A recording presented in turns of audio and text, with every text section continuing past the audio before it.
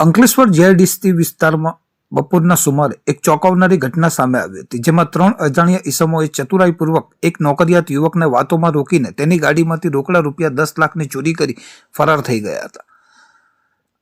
ફરિયાદી ધવલભાઈ વિરેન્દ્રભાઈ ભાટુ, જેઓ કોસંબડી ખાતે આવેલ શક્તિ એન્ટરપ્રાઇઝમાં એકાઉન્ટન્ટ તરીકે નોકરી કરે છે, તેઓએ પોલીસ સ્ટેશનમાં આવીને આ અંગેની ફરિયાદ નોંધાવી હતી. ફરિયાદ મુજબ તારીખ 8/12/2025 રોજ બપોરના આશરે 2:45 વાગ્યે તેમને અંકલેશ્વર પ્રતિન ચોકડી પાસે આવેલ આરકે આંગળીયામાંથી ફોન આવ્યો હતો કે વેરાવળ ખાતેથી આવેલ 10 લાખ રૂપિયા આવી ગયા છે, જે લઈ જવાના છે.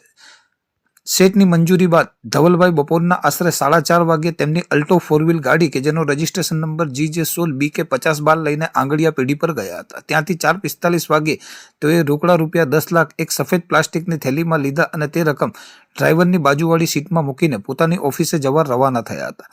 ધવલભાઈ પ્રતિન બ્રિજની નીચેથી નેશનલ હાઈવે નંબર 48ના સર્વિસ રોડ ઉપર રોંગ સાઈડ થઈને વાલિયા ચોકડી તરફ જતા હતા. ત્યાંથી વાલિયા ચોકડી થઈને કોસંબડી તરફ આવવાના રસ્તા પર નોટિફાઈડ ઓફિસવાળા ગેટ પાસે પહોંચ્યા ત્યારે આ બનાવ બન્યો હતો.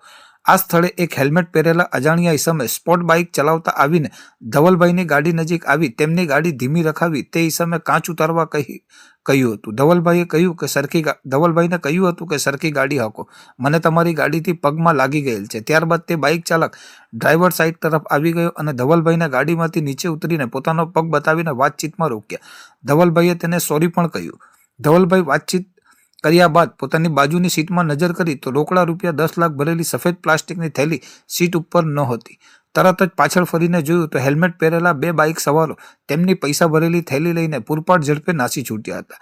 પ્રાથમિક દ્રષ્ટિએ આ ઘટનામાં કુલ 3 અજાણ્યા ઈસમો સંડોવાયેલ હોવાનું જણાય છે, જેમણે કાવતરું રચીને ધવલભાઈનું ધ્યાન ભટકાવ્યું અને આ મોટી રકમની ચોરીને અંજામ આપ્યો હતો. સમગ્ર ઘટના તારીખ 8/12/2025 રોજ 4:45 થી 5 વાગ્યાના સમયગાળા દરમિયાન નોટિફાઈડ ઓફિસના ગેટ પાસે વાલિયા ચોકડીથી કોસંબડી તરફ જવાના રસ્તા ઉપર બની હતી. પોલીસે ફરિયાદીની વિગતવાર ફરિયાદ નોંધીને 3 અજાણ્યા ઈસમો વિરુદ્ધ કાયદેસરની કાર્યવાહી હાથ ધરી છે અને આસપાસના CCTV ફૂટેજની મદદથી વધુ તપાસ શરૂ કરી છે. અંકલેશ્વર જીઆઈડીસી વિસ્તારમાં બનેલી આ સનસનીખેજ ચોરીની ઘટનાને પગલે વેપારી આલમમાં ચિંતાનો માહોલ ફેલાયો છે.